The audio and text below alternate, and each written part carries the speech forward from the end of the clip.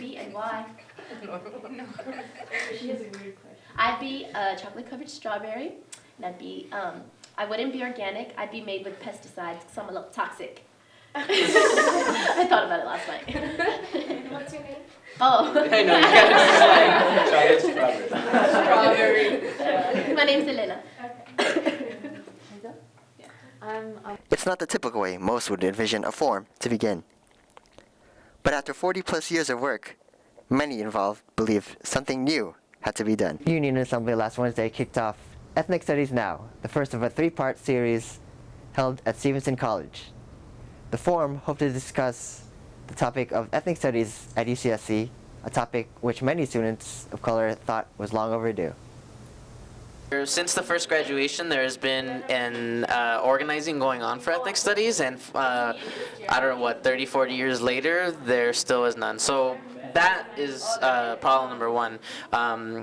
There are many other ones, probably a racially insensitive and culturally incompetent learning environment, which I believe is a product of not having a ethnic studies department, which would do a greater service to people of color and also to people who are racially insensitive. And before we had community studies, we had also American studies, and so that was sort of the excuse for why we didn't have an ethnic studies department. But now with the suspension of those majors, now more than ever, it's pertinent to really have a critical race and ethnic studies. Alma de Castro, Commissioner of Academic Affairs, moderated Wednesday's event. Topics discussed included ways to mobilize faculty and students towards realizing an ethnic studies major. Curriculum grow if we could get faculty support who are willing to participate in the program to apply for grants and other groups, their emphasis on their own work for research or for field studies in that area that would also bring in outside funding. UCSC remains one of only 2 UC undergraduate campuses without an ethnic studies program.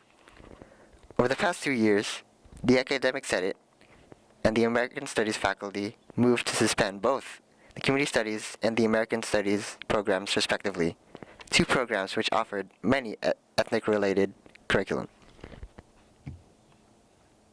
The struggle for ethnic studies traces its roots back to the first graduating class at UCSC.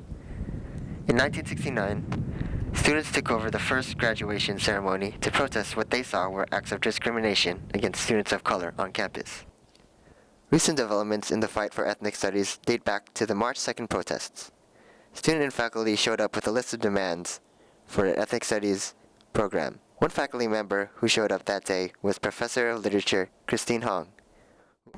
There are many misconceptions about ethnic studies. I think that a lot of people who aren't acquainted with ethnic studies have certain cartoon notions of ethnic studies being some kind of identity politics, or they think about it as being what they sort of disparagingly call the 4 food groups of Asian American studies, African American studies, Native American studies, and Chicano Latino studies as being these kind of separate and siloized 4 food groups. And so people have a lot of different conceptions about ethnic studies that don't necessarily correspond to what ethnic studies is. And on this, and you touched on the necessity of an ethnic studies program. Yeah.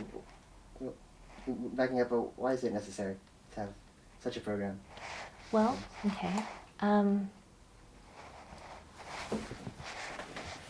Yeah, I think that it's necessary for a number of reasons. I mean, right now, really, one of the sort of key questions in terms of the kind of crisis to public education is really what the purpose is of an education at a public university. And I think that ethnic studies is a very interesting program because it's historically raised the question of what it means for a public education to be public. And so ethnic studies historically was a kind of democratizing claim upon the university insofar as the focus of ethnic studies was really twofold. It was not only democratization of content, of what was taught, in other words, democratizing the curriculum, but also democratization in terms of student bodies, so democratization of admissions. And I think now more than ever, as we see the university turning in private and very sort of, unabashedly neoliberal directions, having this discussion about ethnic studies is very timely. Like many of the protesters on March 2nd, students at Wednesday's event knew the fight for ethnic studies had to start with them. You need to engage the people. You can't just say, oh, well, the majority white males, I don't know, you probably don't understand the dynamics that these people are going through, but I'm going to represent all of the, I don't know, like Muslim students on campus, even though I don't really understand what they're going through either, but we need it. I mean, that is not engaging. And I feel like it's important to not forget, the original, making sure that we have concrete motivation, that we have concrete, that we as students have a concrete vision of what we want to see from this.